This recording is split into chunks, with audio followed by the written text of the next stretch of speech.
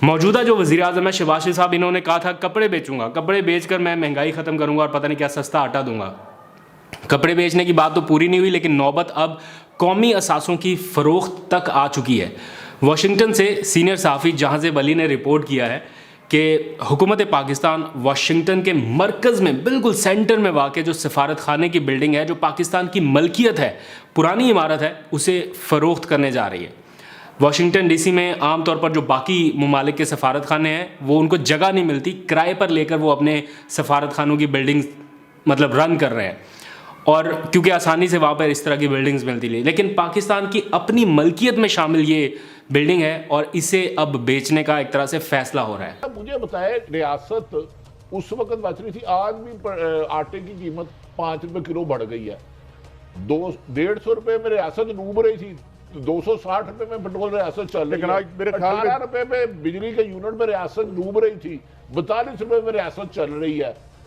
वो जो है आपका डॉलर, वो 255 में नहीं मिल रहा। मुआशी दिवालियापन का बयानिया अब सिर्फ इमरान खान या मुआशी माहिरीन तक ही नहीं रहा, खुद हुकूमती सरबरा और जो जिम्मेदारान हैं वो अब इस बात का एतराफ़ कर रहे हैं और टीवी पर आकर बयानात दे रहे हैं कि ख़जाना खाली हो गया है। अब कौम को बताया जा रहा है कि IMF ने पता नहीं हमसे कहाँ कहाँ पर अंगूठे लगवा लिए हैं और हमारे पास तो तनख्वाहें देने के भी अब पैसे नहीं रहे। ये हुकूमती लोग बयानात दे रहे हैं कि मुश्किल सूरत हाल है, और इस कदर मुश्किल सूरत हाल है। हमने एड़ियां रगड़ी IMF के आगे, क्योंकि वो पाकिस्तान के ऊपर एतबार करने के लिए तैयार नहीं था। IMF का ये कहना था कि आप बात करते हैं, उससे मुकर जाते हैं, उससे बदल जाते हैं, तो हम आपकी बात नहीं मानेंगे। उन्होंने पता नहीं कहां कहां अंगूठे लगवाए, क्या क्या उन्होंने गारंटीज ली, तब जाकर IMF का प्रोग्राम जो है वो दोबारा फिर उसको हमने रिवाइव किया और इस तरह पाकिस्तान को डिफॉल्ट की सूरत हाल से वो इस पे कभी किसी ने उंगली उठाई? इनके खानदानों में कोई तब्दीली आई?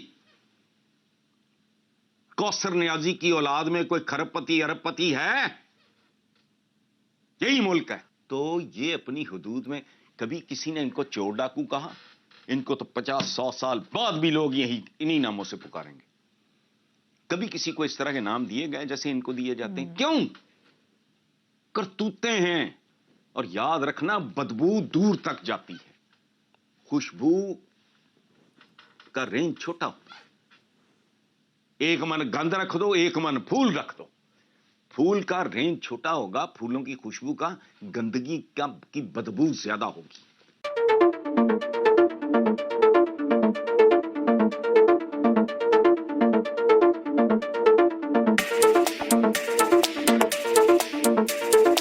कि गैर मुल्की सफारत खानों में पाकिस्तानी जो सिफारती मिशन है उसको तनख्वाहों की अदायगी रोक दी गई है। ये एक लम्हा फिक्रिया है। इस वक्त ऐसे मुश्किल सूरत हाल में ये जो रोकी गई है तनख्वाहों की अदायगी, ये किसी और वजह से नहीं, मुश्किल मुआशी सूरत हाल की वजह से रोकी गई है। और मैं दावे से कहता हूँ, अदादोशुमार निकाल कर आप देख लें, इमरान खान के दौर में इससे भी बुरे हालात थे। जब वो स्टार्ट में आए थे बुरे हालात थे, ज़्यादा संगीन सूरत हाल थी, लेकिन उस वक्त इस कदर बेचैनी और आवाम में ये जो मायूसी थी, ये आप लोग ये व्लॉग सुन रहे हैं, आपके चेहरे के तासुरात आप देख लें, ये उस वक्त नहीं थे।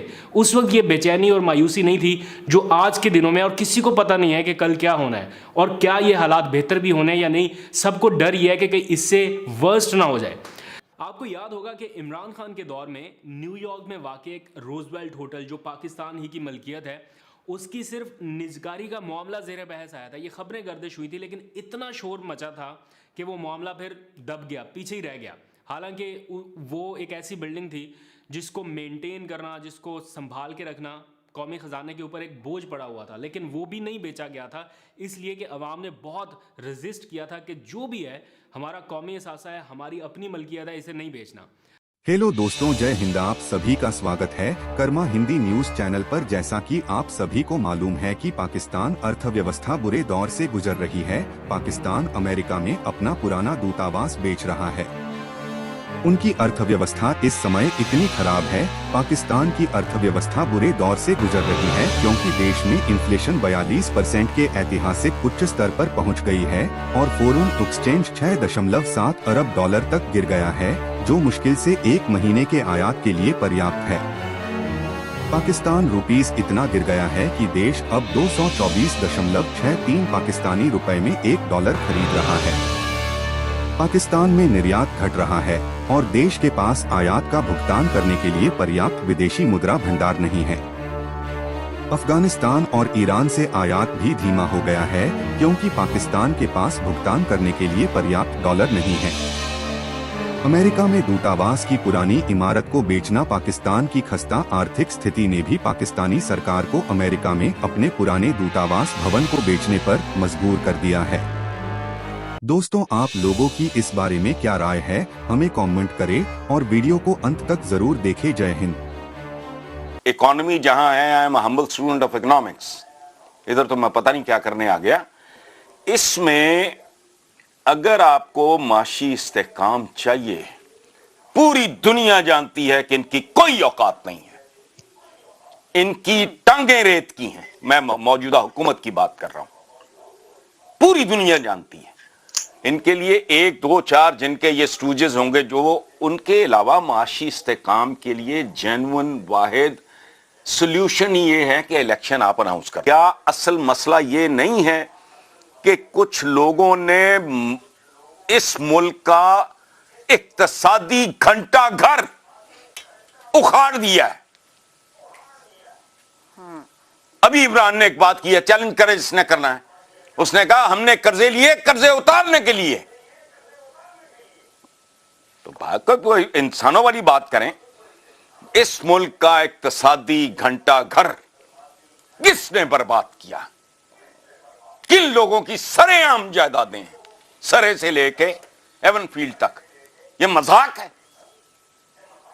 घटिया से घटिया मुल्क में भी इस तरह नहीं होता। करप्शन होती है, चोरी चकारी डकैती होती है, but it does not happen anywhere. नंगे चिट्टे कारोबार इस तरह के हों।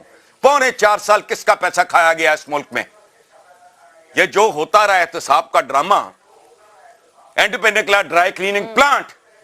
Who is responsible? पूरी कौम के 4.25 साल और बेतहाशा पैसा खाया गया। नतीजा सिर्फ 0 मीटर कर दिया। फिर इश्यूज और हैं, घड़ियां गुड़ियां छोड़ें।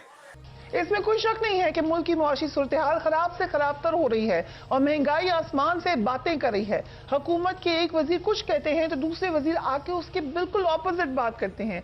वजीर आजम शहबाज शरीफ ने कहा कि हमें ये नहीं पता कि IMF ने हमसे कहां कहां अंगूठे लगवा कर मुआहदा किया और इस तरह हमने मुल्क को डिफॉल्ट से बचा लिया। सड़क में करा ले, गांव में करा ले, शहर में करा ले, चौराहों में करा ले, बागों में करा ले, मस्जिद में करा ले, जिमों में करा ले, क्लबों में करा ले, दुकानों पे करा ले, चौराहों पे करा ले, शॉपिंग प्लाजा में करा ले, औरतों से करा ले, बुजुर्गों से ले ले। 8 महीने में मुल्क में जुल्म, ज्यादती, नाइंसाफी की जो रवायात बनाई गई और मुल्क की इकानमी जिससे तबाह की गई है। ये रियासत किसको कहते हैं? जो बैरून मुल्क खरबों रुपया लूटा हुआ है, वो बंदा, उसके मुंह से अच्छा लगती है ये बात। अच्छा मुझे बताए, रियासत उस वक्त बच रही थी, आज भी आटे की कीमत 5 रुपए किलो बढ़ गई है। 150 रुपए में रियासत डूब रही थी, 260 रुपए में पेट्रोल रियासत चल रही है। 18 रुपए में बिजली के यूनिट में रियासत डूब रही थी, 42 रुपए में रियासत चल रही है। वो जो है आपका डॉलर, वो 255 में नहीं मिल रहा। रियासत डूब रही थी उस वक्त, 178 का मिल रहा था। तालीम और मिल भी रहा था, यानी अब तो मिलता भी नहीं है। आप इस वक्त किसी एक मुल्क का कर्जा देने के काबिल नहीं रहे। आप पांव पकड़े कि कर्जे रीशेड्यूल कर दें। आपको कोई मुल्क एक पैनी नहीं देना चाह रहा। जिस वक्त आप पेट्रोल उस वक्त 124 रुपए का लीटर था, तो 100 इधर 150 रुपए का लीटर था, इधर अब 75 पे आ गया है और 200 कुछ का है। काई साहब, ये रियासत के नाम पर लूटे हुए माल को बचा रहे हैं, अपने मुकदमात खत्म कर 22 करोड़ अवाम मारी जा रही है कुछ लोगों की दोस्ती। ये बात मान जाए काजी साहब, जो आज दिसंबर 14 को जो पाकिस्तान के हालात थे, आज उससे बहुत ज्यादा बुरे हैं।